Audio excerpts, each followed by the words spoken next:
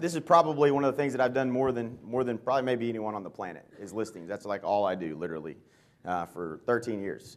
So, and then, you know, on the average, I mean, there's been days that I've gone on 4 or 5 listing appointments a day, you know, 5 days a week. So after a while, you just start to figure it out, and you start to get a good feel for what you're doing wrong and the mistakes you're making. So there's a lot of little, very, very detailed things that happen in a very specific order that makes a difference on whether you get the listing or not. Like I mentioned, I have a team that I compete against that's in the top 10 in the world for RE/MAX. So they're very, very good at what they do. So it's not like I just get to steamroll my competition every day.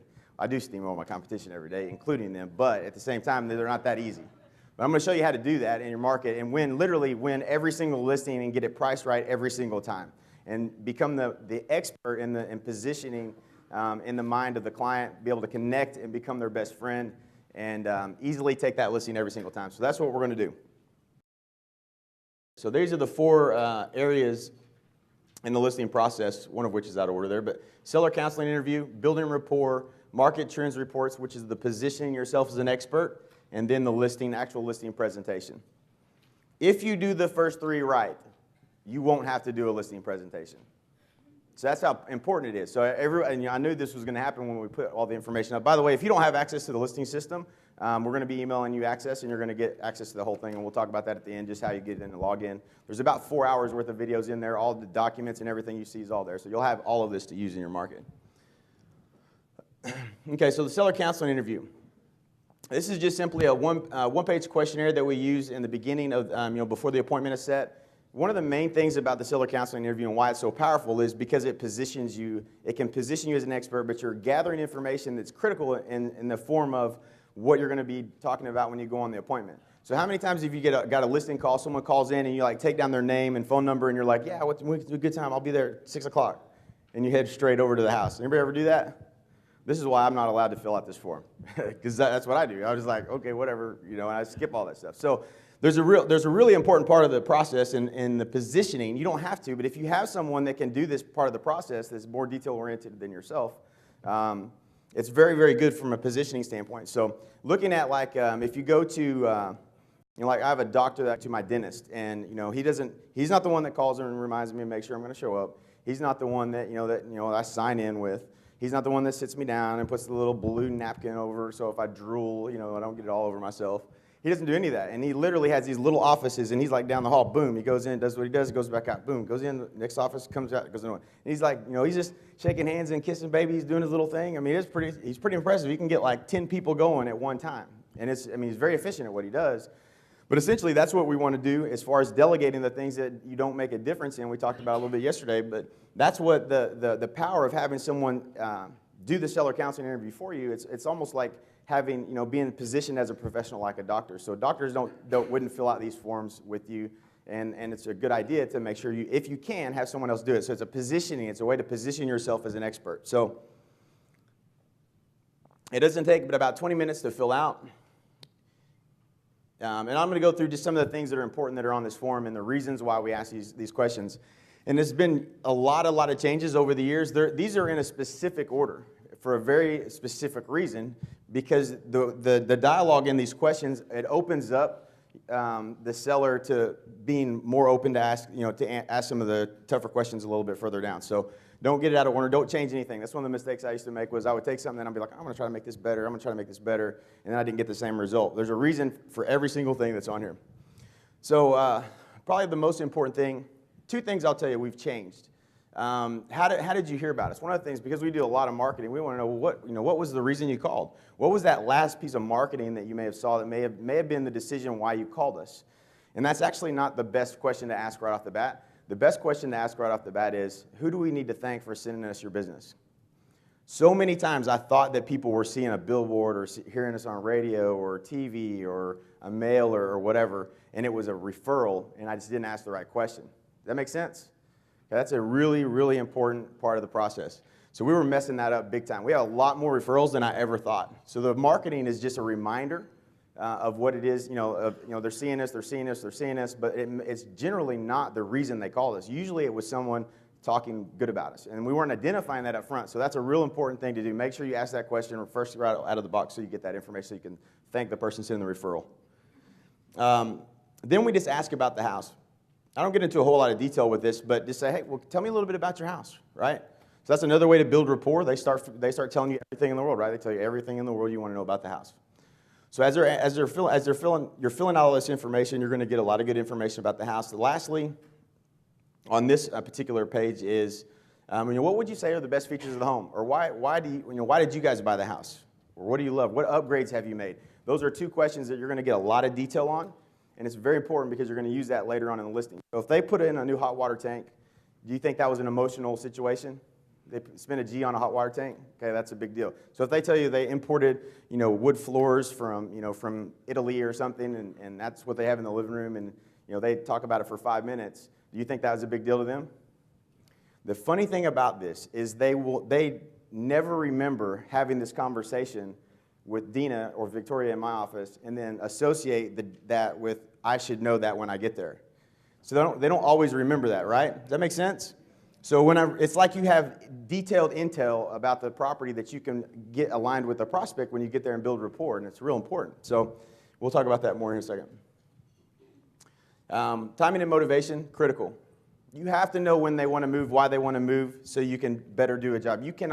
People move towards pleasure or away from pain. Does that make sense? Only two kinds of people. You either move towards pleasure or away from pain. So if you think about it, if somebody motivates you, are you motivated by the fear of what might happen, or are you motivated by what the opportunity is? I move towards pleasure. You're never going to motivate me by trying to tell me, oh, this pain's going to happen. That doesn't work for me. So everybody's different. So what you want to be able to do is you want to be able to uncover kind of what that is, and then you want to make it real for them, make it visible. So many times in today's market, you meet with a seller, they need to sell their house, and they're not thinking about 3 months down the road if it doesn't sell. They're not thinking about what they're going to do. They're not thinking about if it doesn't sell. So you have to make that real, and you'll do that on the appointment in an order that we're going to talk about, but you have to have a target date. So if you could wave a magic wand, when would you like to sell this home? When would you like for it to be sold? Well, we really don't know. Well, if you did know, when would you want it sold? Reframing these questions, you can get the answer to every one of these questions. Have you ever had a problem getting someone to give you the mortgage balance? Have you ever had a problem getting them to give you what they think the house is worth? Is that important information? When you go out there, how many times if you don't know what it's worth, and it's like a guessing game, right? You're looking at them, they're looking at you, and you're trying to figure out how far off are they, I wonder. You just don't know how bad it's going to be, right? And then you're trying to maneuver your presentation around, oh, how am I going to break this news to this, that I don't even know what they're thinking, right? So it's real important to get that information. Don't go on the listing appointment ever without it. So the way you get that information every time is a simple process. It's called reframing. So what do you guys think the house is worth? Really non-threatening. Yeah, the tonality is important. Well, what do you guys think the house is worth? Or did you have an idea what you think it might be worth? And then if they go, well, we really don't know. Well, if you did know, what would you say? Does that make sense? They'll answer it every time. That's 100% of the time they'll answer the question. So if you did know, what would you think? It's just reframing, but they'll always answer the question. So never, ever go on the appointment if you don't have the right information. You cannot build a presentation around their needs and what it is that's going to motivate them if you don't have enough information. So every time we skip this step, basically every time I fill out the form, we don't get all this stuff. So that's why I'm not allowed to do it. So, okay. So make sure there's a target date. If they don't have a target date, make 90 days be their target date. That's kind of the number that I always use, depending on your market, but that's a good number. Asking them if they've had a recent appraisal or market analysis is kind of leading into the question of are you interviewing other agents? So that's why we ask that question up here, because we talk about it here in a second on the next part of the page. Mortgage balance, got to have that information. That determines whether we go on the appointment or not anymore, right? How many of them are short sales? So we had that conversation up front. That was one of the things we did that really helped us to monetize.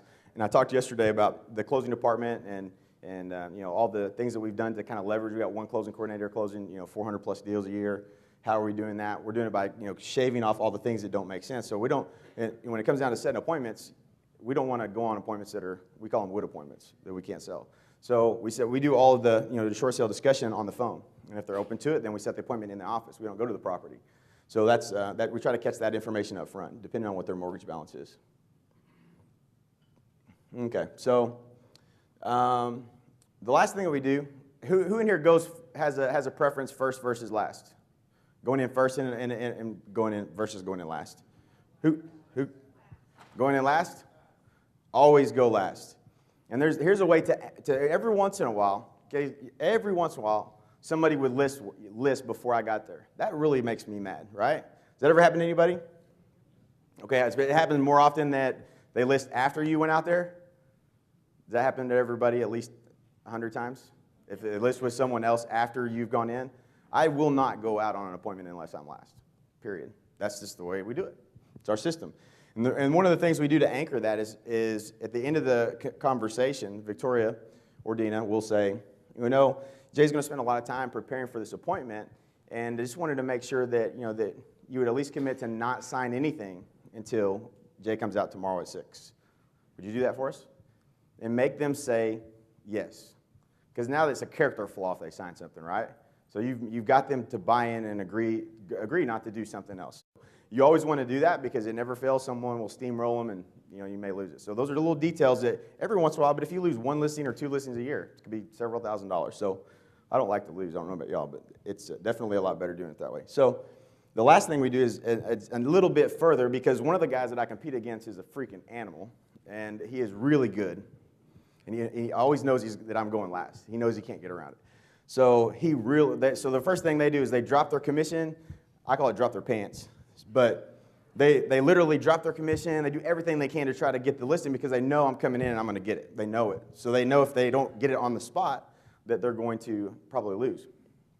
So we try to figure out, okay, how are we going to get them? He's getting pretty good at this. So he had we know when you know what your competition says about you and what they do and what y'all do different, you can start to really formulate a plan around how to beat them. So the strategy was very simple, and it's just there's a little bit of verbiage there. So if you want to read it, you'll have access to it. But essentially, we just Victoria says, one of the things we want to make you aware of that there's a lot of salespeople in real estate is when they come out and we think it's a great idea that you're interviewing agents, and we certainly feel like we'll be able to show you the things that we can do to sell your home for the most amount of money, and we're excited about the opportunity to do that. But what we would want to make you aware of is that a lot of real estate agents will come in and they have closing techniques where they're going to try to close you to sign paperwork on the first appointment. It's really not really that ethical, and it's really not something that we do.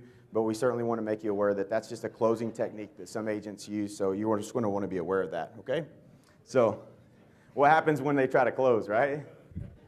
They're like, they try to close me. You're a salesman. So anyways, yeah, so that works. Trust me, that works. So, and it doesn't matter. Subconsciously in their mind now, they're thinking that person is unethical trying to close me, right? So that's really hard to overcome. So this is the most important thing. Going on lots and lots and lots of listing appointments, I've lost it lots and lots and lots of times. Just the numbers. Like Babe Ruth had more strikeouts than anyone in Major League Baseball. So the goal was to quit losing. That was the bottom line. My only thing was, how do I figure out why am I losing every once in a while? I would go out, I would go on the presentation, I'm going to spend my time, I want to win. So, and it was, because I would always call and find out. We call it an autopsy, call and find out, how the appointment went, why, if they were going to do business with someone else. If we can save it, we try to save it. And this was probably about 5 or 6 years ago. And we were asking a lot of questions, and we were getting, the answer of, we just felt more comfortable with the other agent. We just, we loved everything you had to say, everything. No, you guys are great. You guys are great. Nothing negative at all, ever. But it was just they felt more comfortable. Has anybody ever had that happen to them? Yeah. So what happened is you got outfriended. That's what happened, right? So if you if you got a good presentation and it works every time, sometimes you just get real excited and you're like, let's get down to business. You're ready to do your presentation, and then you crush it and you're like, man, that was awesome. But you didn't pay any attention to what was going on in the room, right? You didn't pay. You just closed. You just went in and did a presentation. So with a lot of personality types, and one of the reasons, did you guys like David, by the way, von der Meulen? Was that good stuff? Yeah. So that's important stuff to know, because that you want to pull back your red or turn up your green a little bit if you're dealing with a detail person, and that's real important to be able to identify real quickly, because that's what basically happened. I was probably dealing with an S or a C in terms of dispersonalities, or a green or a blue in terms of insights. So if you're dealing with those different personalities, you want to be able to identify that. So that's what was happening. I was losing. So rapport was the main thing. And And as we started creating, kind of like really trying to figure out, okay, what is the science behind what it is that we do that's working? Because it wasn't like we figured this out and dialed it all in. It was going back and looking while I was on the appointment. I'm thinking, what do I do? Why do I do this? What is the principle behind what this is and why it's working? So that's how we came up with this. This process was just by backing out what we were doing that was working. And one of the things that I see a lot of agents do, and when I'm competing against them, is they actually, the enthusiasm. So like you go out on an appointment and you got bad news. It's not real easy to stay very enthusiastic about what you're about to tell them, right? But you have to. It is critical. You can love their house. You can love their house even though you got to tell them bad news about the market, okay? So make sure you don't skip that. And even if you don't really love the house, you can love the house long enough to build some rapport, right? So one of the, some of the agents that I compete against, one of the things, and this is just one of the situations that stuck out in my mind, I walked into the house and I'm walking through and I see the cabinets and I know I'm going to tell her to paint the cabinets. They were yellow, like canary yellow with hunter green outlines, right? Horrible. It was horrible. But and she pointed this out. The other agent said, the other agent told me I'm going to have to paint these. And I was thinking, you are, if you want to sell your house. So, but you don't tell them that, right? You want to lose her. She had just painted those cabinets. And if I opened up that can of worms right there, how much rapport do you think I would have had? 0. You lose. Game over. You're not going to get the listing. So she kicked about 4 or 5 agents in a row out of her house. And the reason was because they told her what was the truth and what was going to need to happen. But now is not the time to do that. You don't do it yet. Oh, I love those cabinets. Guess what? I love yellow cabinets. You know what? If I was going to paint my cabinets, I would have you paint them. I'm not kidding. I literally do this. This is what you should do. I'm telling you, this stuff works. So you can love those cabinets long enough to build some rapport, right? Okay. But guess what? Market research shows that they don't need to be yellow with hunter green, and it could be an additional maybe 2 to 5% or the difference in the home selling. Would you rather make an additional 2 to 5% on the home sale? Well, yeah, absolutely. Well, then I think what we need to do is go ahead and have those cabinets painted. What do you think? So that's very important, but I didn't do it then. Okay? That's what I did later on after I built rapport. So I'm going through the house. There was a lot more work that needed to be done in this house, but it was one of those situations, and it happens a lot. So make sure you don't get into all the things you need to do. The goal, when I walk in, I set every time. I didn't even realize I did it this way until I started just paying attention. I set myself down, shake hands. Hey, how you doing, Jay Kinder? And immediately I say, who wants to give me the grand tour? And every single time, the personality, the driver, whoever the decision maker is, either says, let's go, or they tell the spouse to take me through the property. Immediately, you can determine who the decision maker is in that situation every time. You'll always see it. So when you know who the decision maker is, you know who's going to have the most influence, right?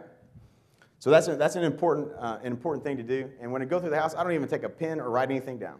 I'm not doing anything. All I'm doing is I'm literally scanning the walls, trying to find something to connect with them about. That's it. This is a game, right? From now on, when you go on an appointment, it's a game. It's a game. How do I find something to talk about with these people? So you start looking, and it's so funny too. If there was somebody following me with a video camera, literally, like they'll be showing me a room and they'll be going out, and I'm looking at the bookshelves. Have I read that one? Is there anything I've read on this shelf? So we can talk about what are these people interested in, so I can find something to talk about. So when I'm pulling in the driveway, I'm looking for bumper stickers. I'm looking for, is the garage door open? What's there that I can talk to them about that's going to be congruent? Again, just looking for different things to connect with them. Personality profiling, understanding who you're looking for. If there's a Prius in the garage, you obviously know that they're conscious of maybe more detail oriented, maybe a little green or blue. Definitely going to want to park your Escalade down the block maybe or something. You know what I'm saying? But this is a real important. It's not the words you say as much as it is your physiology and the voice qualities, the tonalities in what you say. Does everybody understand the difference in that? So a lot of the questions that you ask is, well, what do you owe in your house? Versus, well, do you have an idea what you think it might be worth? How non-threatening is that one? They want to guard that information a lot of times, right? So using tonality can make all the difference in whether you get things out of sellers or whether you're building rapport or not, or whether you're influencing them or not.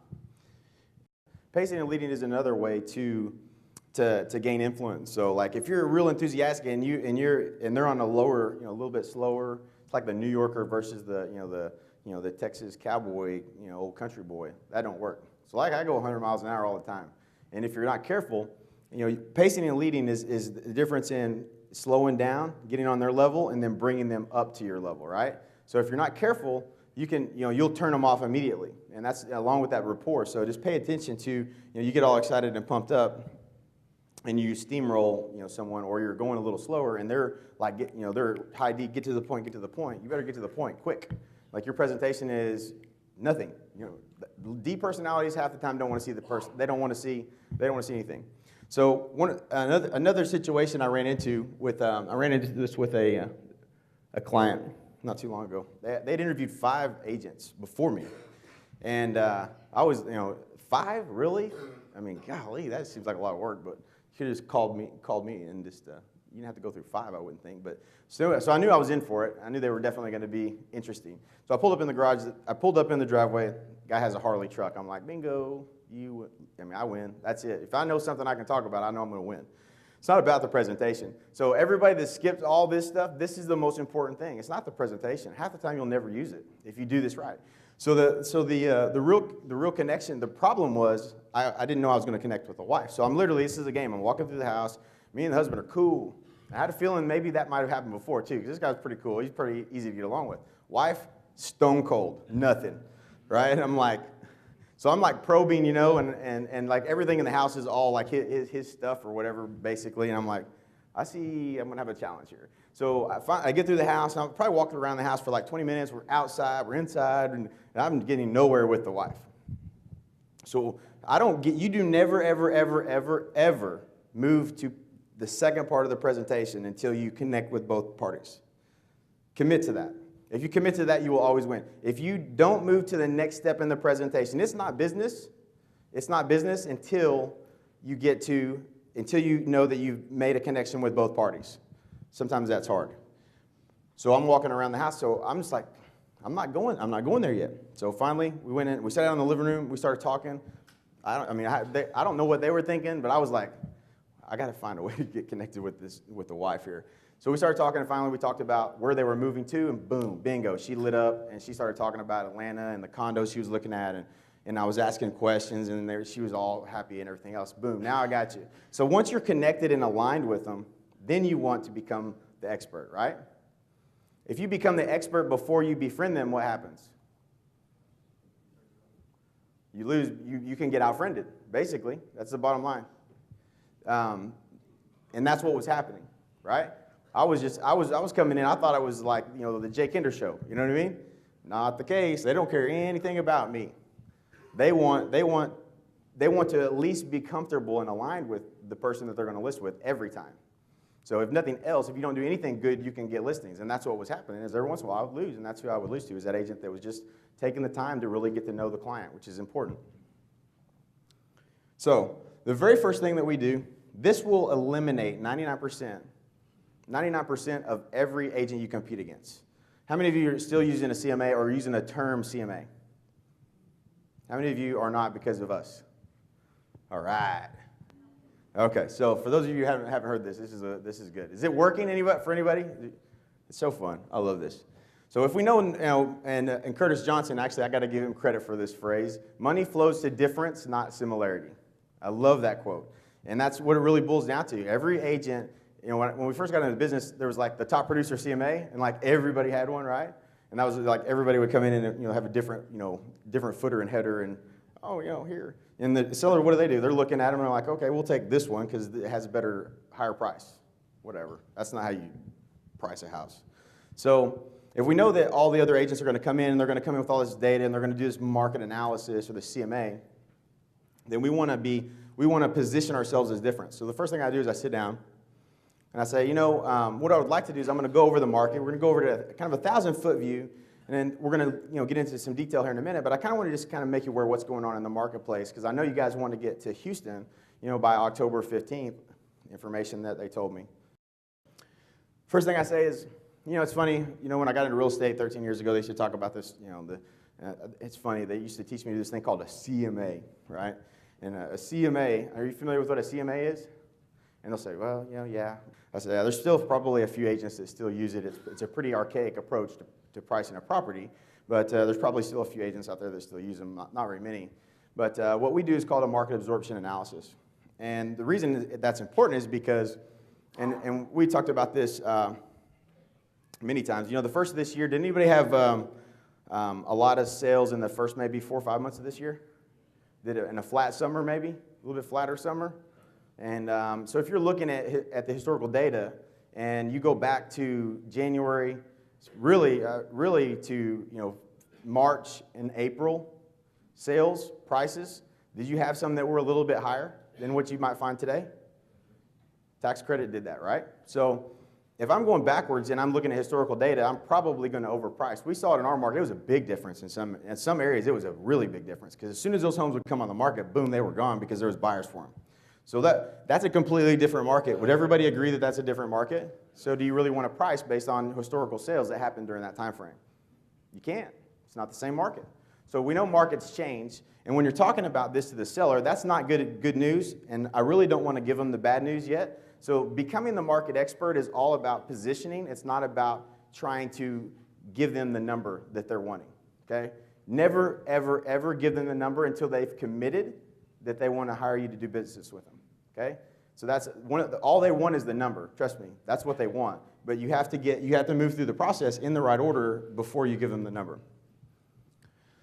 So when we talk about the CMA, say, when you're looking at historical data, it's like trying to drive your car by driving and looking in the rearview mirror.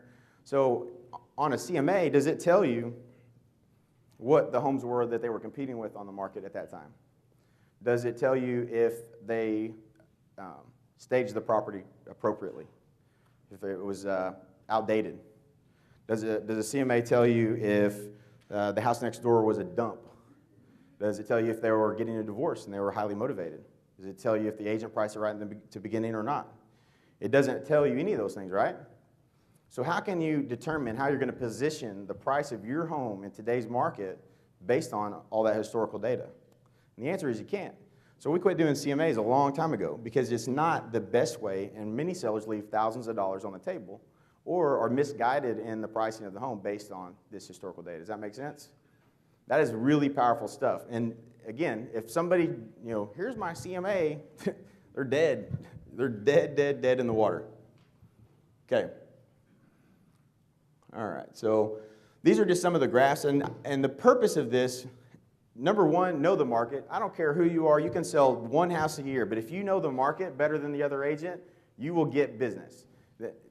Becoming a market expert is not only just about guiding your clients in the right direction, but being able to make the market visible is so important that the client sees this as an expert, right? The average real estate agent sells, 6 to 8, I think it's 8 now, maybe 6 or 8 homes a year. Well, that's a lot, right? We're really good, aren't we? So unfortunately, that's what we're classified as the average real estate agent, right? Everybody knows a real estate agent. Everybody knows a real estate agent. So what you have to do is you have to become the expert. We're going to talk about this in marketing and how to position yourself. We got kind of some specific things we're going to cover in that tomorrow. So a lot of this information is just the 1,000-foot view, what's going on a national scale. So it's not about you telling them what the price of the home is. It's not about you saying, hey, let me tell you, here's what I think. It's about saying, hey, let's discover this market together, and then we'll just see what we come up with, right? So this data is really important. So we have all kinds of graphs. There's tons of them. Realmarketreports.com. What else is there?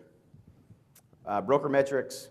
Anything your MLS does, I would get something different because, again, most agents aren't going to make the investment into some different graphs and stuff and things of that nature. Let's see, what else is there? KCM. Altos reports. Man, I don't have Altos in my market, but it is awesome. There's some really good stuff with Altos reports. And what's that? Focus First is another one. Focus First, and it's focus on like 1st.com. There's good stuff. Anyways, there's tons and tons and tons of graphs, but the more you have and the more colorful it is, the more impressive it is. Again, we're not getting into neighborhood, really demographics. I'm still at that 1,000-foot view here, right? So we just want to make them aware of what's going on in the market. This can be done. How many of you are using something like this? Working for you? I love these graphs. Realmarkettrends.com the guy will put this together for you for like $30 a month. So if you're doing it manually, that's one way to delegate that. Real market trends, yeah. These are broker metrics. You'll have to study some of these because there's some pretty good stuff. I mean, you can put anything you want. I mean, you can start talking about, because this goes back 2 years. Say, well, here's what happens in November. Look, every year, the last 2 years consecutively, the market has dipped. When you start getting really good at going through these graphs and everything, all that's happening is you're positioning yourself as an expert, right? Most importantly, the market absorption analysis, and this is really, really important. So at this point, we've done a good job. We've connected with them, and we've built rapport. We gathered the right information. We've built rapport. We've become the expert in their mind, right? It's hard to lose at this point, but you can still screw it up. I'll show you how. So in this situation, one of the things that we used to screw up was this. If you know what they think the price of the home is worth, and you do again, we're probably at the 500-foot view now. We're not down to, let's look at what your house is worth today. But we're in a range. So we may use a neighborhood, most likely not. For me, it's usually a price bracket. But if you use a price bracket that doesn't include the price that they think their home is worth, what happens? You lost them. Every time. Just because they think their house might be worth, now they don't think you're an expert. Just because you didn't pick the price. The price could be ridiculously far off by $50,000, but you included it at this level. You included it at this level. That's why you have to know that number, because if you don't, then you're gonna lose all that work that you did on the front end. So that was one of the mistakes we made. So now we just include it. It's not that important at this point. What we're trying to establish is an overview of the marketplace. We're discovering the market together. We're presenting what the market looks like based on what they feel their home is worth, right? That's a critical point of difference. So these are just, statistically, this is why the target date is so important. So you see what's got 90 days is the target date. Now, number of homes that will sell, 57. Number of homes that will not sell, 62%. That's a huge visual. Making it visible, if you want to get the seller to price right up front, you have to remember we talked about people move towards pleasure or away from pain? You'll be able to tell that as you're going through the property with them and kind of see kind of what their situation is. But when you ask the question, and this is all happening kind of in the beginning as you're sitting down and you're going over it now. You guys mentioned, we kind of go summarize kind of what their target, their motivation and timing is. So, hey guys, you guys mentioned, to Victoria on the phone that, you guys were looking to be sold by October 15th. What happens if it doesn't sell? Well, have you thought about that? At a certain point, a home becomes a financial burden, or the timing just becomes a nuisance if nothing else, right? So what happens if it doesn't sell? Let's say you still own this house in March. Now, do you think they've ever thought about owning that house still in March if they have to sell? They don't go there in their mind. So I want to make that visible. I want to bring that up. Okay, March? Oh no, yeah, it's got to be sold by March. Yeah, we don't really want to make a November payment. So by doing that, you're making that pain visible, and you're making them be able to see that. So this is tying it back. This is not really good statistics. In most markets, if you do this, this price bracket, what you'll find is maybe 14 to 20% of homes will sell in the next 90 days of the inventory, not counting the new listings that come on the market. So based on what you're saying, there's going to be, let's say, we're not going to use these numbers because they don't paint the picture as ugly as you might want to. So that they're thinking it's 220, you're thinking it's 199.9 at this point, right? So you're, based on what you're telling me you want to do, and I know you guys want to get moved to Houston so you can see those grandkids before the holidays, because you know what their motivation is. You know what, that's the pleasure, okay? So you're hitting them with both. A little bit of pain if it doesn't sell, a little bit of pleasure. I know that's why you want to move, right? So you want to layer that in and say, well, based on what we're seeing, and I always take a printout of the MLS spreadsheet view. You can increase the font where the lines are bigger to make things more visible, and then print it out. I don't care if it's 50 sheets. Here's how many homes are on the market. Go through everyone. There's page after page after page after page. And then at the point of how many homes are going to sell in the next 90 days, if it's 38, I'm going to draw a line with a highlighter right there. I said, this is how many homes are going to sell in the next 90 days. And if they tell you that it's less than 90 days that they want to have it sold by, this is even more powerful. So then you got all these pages of listings that aren't going to sell. All these homes aren't going to sell. So the question becomes, Mr. Miss Seller, what do we want to do to make sure that we're one of the 38 homes that are going to sell and not one of the 182 homes that aren't going to sell. Okay. Now, is that you telling them what their house is worth, or is that you making the market more visible to them? This stuff works, okay? All right. On this pricing strategy guide, this is just a little bit that we kind of throw at them just to give them an idea of what's going on in the marketplace. So some NAR numbers there as far as what the inventory levels are and how well you have to be priced and whatnot. So, okay, so a lot of times at this point, we can just talk a little bit about marketing, and I know that we're going to list the house, so we don't have to go into the presentation. Okay, so the presentation, at this point, it goes down to just the listing presentation. The most important slide on the listing presentation, again, is what is it that we're doing with this slide right here? Pain, pain, pain, pain, pain, pain, pain. That's the best slide you can start with. In today's market, actually over 58% of homes that go on the market fail to sell. My job is not only to get your home sold for the most amount of money, and I'm going to show you how we do that with the systems that we have, but it's also to make sure that you're not one of the more than 208 homes that aren't going to sell in the next 30 days, or by the time that you want to get moved with your kids or whatever. So that's a good way to start the presentation. It gets their attention, and they're going to remember that. It makes that fear visible.